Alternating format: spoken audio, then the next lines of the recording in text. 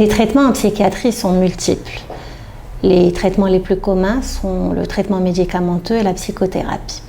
En ce qui concerne le traitement médicamenteux, il est important de préciser que nous avons plusieurs familles de médicaments qui sont indiqués dans les troubles psychiatriques. On distingue les antidépresseurs. Les antidépresseurs sont indiqués dans les troubles dépressifs et les troubles anxieux, les pathologies les plus fréquentes en psychiatrie. On a aussi les antipsychotiques qui sont indiqués généralement dans la psychose, mais parfois aussi à faible dose dans d'autres types de pathologies comme traitement d'appoint.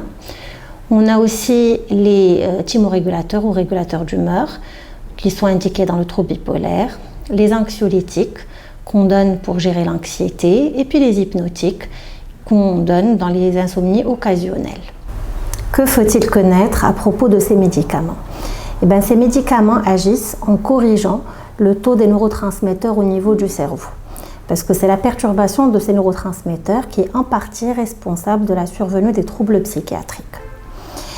Ces médicaments aussi ne donnent pas énormément d'effets secondaires parce que les effets secondaires sont très souvent diabolisés, mais on n'a pas systématiquement des effets secondaires avec ces médicaments et s'ils surviennent, ils ne sont pas de grande gravité, ils sont temporaires. Troisième point, c'est qu'on a de plus en plus de nouvelles molécules. Donc on a des deuxième génération, des troisième génération de traitements qui ont un bon profil de tolérance avec une très bonne efficacité. Et puis, un dernier point, qui est la durée de prescription du traitement. Donc, la durée de prescription dépendra du type de trouble et puis de l'évolution thérapeutique. Donc, prière de corriger des idées reçues. Il n'y a pas un seul traitement psychiatrique, mais plusieurs. Ce sont des médicaments et non pas des drogues. On peut parfaitement fonctionner avec. Donc, on peut gérer notre quotidien, répondre à nos obligations sous traitement. Ce n'est pas forcément un traitement qu'on prendra à vie, ça dépendra du type du trouble. On peut les arrêter sans problème. Quand la durée de prescription est achevée, l'arrêt se fait facilement. Et puis ce sont des médicaments qui sont tolérés pour la plupart.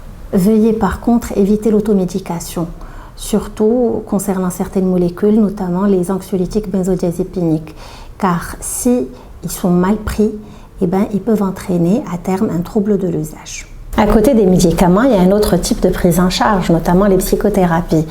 Donc la psychothérapie qui est un autre type de prise en charge et qui laisse toute la place à la parole. On distingue d'ailleurs plusieurs types de psychothérapie et chacune a une indication bien précise.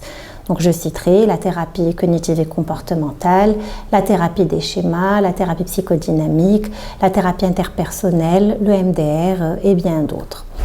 Enfin, il faut noter que l'arsenal thérapeutique en psychiatrie s'élargit de plus en plus. Nous avons d'autres techniques qui agissent au niveau du cerveau en modifiant le fonctionnement cérébral, en améliorant la connectivité neuronale. Et ce sont des techniques non invasives. On peut parler par exemple de l'électroconvulsivothérapie qui est communément appelée sismothérapie ou OCT, qui agit à travers des électrochocs. Et puis on a aussi la stimulation magnétique transcrânienne, dont l'action dépend d'un champ magnétique appliqué au niveau du cerveau. Donc veuillez consulter en cas de survenue de symptômes psychologiques, des traitements existent et ils sont le plus souvent efficaces.